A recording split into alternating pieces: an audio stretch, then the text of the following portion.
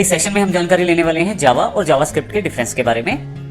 हालांकि यहाँ पे इतना इंपॉर्टेंट नहीं है जावा और जावास्क्रिप्ट को जावा सीखने के लिए, परंतु यदि आप इन कॉन्सेप्ट्स को समझते हैं तो जावा प्रोग्रामिंग करते समय आप जावा की पावर्स को और फीचर्स को और बेनिफिट्स को पूरी तरह से प्रयोग कर पाएंगे और कहीं भी आपके पास किसी तरह का असमंजस नहीं रहेगा कार्य करते समय जावा में। तो आइए शुरू करते हैं जावा और जावास्क्रिप्ट में कौन कौन से डिफरेंसेस हैं। सबसे पहले मैं आपको बता दूं कि जावास्क्रिप्ट जो है वह ब्राउजर बेस्ड लैंग्वेज है, अर्थात यदि आप इंटरनेट पे कुछ यूजर इंटरेक्टिव कुछ बेसिक कोड्स जनरेट करते हैं जावास्क्रिप्ट से किए जा सकते हैं, जो कि ब्राउजर बेस्ड रहते हैं और केवल ब्राउजर पे ही काम करते हैं। जबकि जावा जो है वो डेस्कटॉप, वेब, मोबाइल एप्लीकेशंस को डेवलप करने के काम आती है और बड़ी ही डिफरेंट और पूरी कंप्लीट लैंग्वेज है जावा। इसी तरह से जावास्क्रिप्ट जो है वो एक कंप्लीट लैंग्वेज नहीं है, वो एक स्क्रिप्टेड लैंग्वेज है जिसका प्रयोग हम ब्राउजर पे कुछ इंस्ट्रक्शंस देने के लिए आसानी से कर सकते हैं और जो बड़ी आसान रहती है।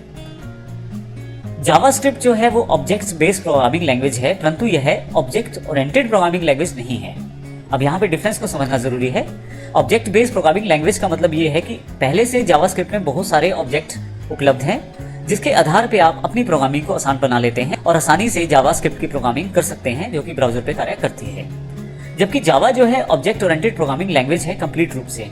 यह ऊप्स के सभी फीचर्स को इंप्लीमेंट करती है जो आपको प्रोग्रामिंग करने में मदद करते हैं, जैसे क्लासेस, ऑब्जेक्ट, इनहेरिटेंस, पॉलीमॉर्फिज्म इत्यादि। जबकि जावास्क्रिप्ट इन फीचर्स को इंप्लीमेंट नहीं करती है। इसके अतिरिक्त अगले फीचर की बात करें जो डिपेंडेंसी है, जावास्क्रिप्ट ब्राउजर बेस्ड है। ये ब्राउजर बेस्ड लैंग्वेज होने की वजह से डिफरेंट ब्राउजर पे हो सकता है थोड़े बहुत डिफरेंस के साथ ये काम करे। जब आप जावास्क्रिप्ट से कार्य करते हैं तो यहाँ पे आपको ध्यान रखना होता है डिफरेंट तरह के ब्राउजर्स की डिपेंडेंसी का, जबकि जावा में ऐसा नहीं है। जावा जो एक पूरी कंप्लीट लैंग्वेज है वो प्लेटफॉर्म इंडिपेंडेंस, जावा जो एक कंप्लीट लैंग्वेज है और इसका सबसे बड़ा फीचर ही इसका प्लेटफॉर्म इंडिपेंडेंट होना है, जिसकी वजह से यह बड़ी आसानी से डिफरेंट टाइप के मशीन आर्किटेक्चर के साथ सेम तरीके से कार्य कर लेती है। कंपाइलर और इंटरप्रेटर ये भी एक डिफरेंस है जावास्क्रिप्ट और जावा में। हालांकि जावास्क्रिप्ट के लिए किसी पर्टिकुलर इंटरप्रेटर की जरूरत नहीं रहती, परंतु जो जावास्क्रिप्ट की कोडिंग रहती है उसे ब्राउजर ही इंटरप्रेट कर देता है, अर्थात इसके लिए किसी खास तरह से कंपाइलर या इंटरप्रेटर की जरूरत नहीं रहती।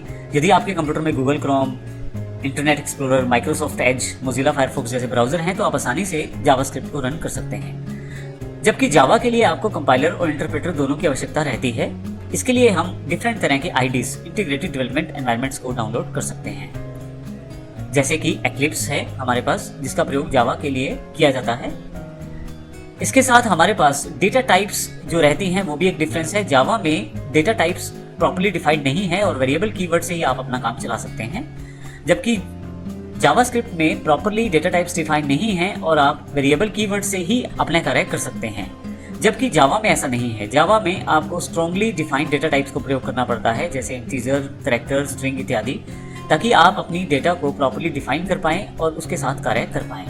तो यह कुछ बेसिक डिफरेंस है जावा और जावास्क्रिप्ट में जिनको हमने यहाँ स्टडी किया और जिसका मोटिव केवल इतना है कि आप जावा को अच्छी तरह से समझ पाएं बाकी लैंग्वेजेस या बाकी स्क्रिप्ट्स के कॉन्टेक्स्ट में।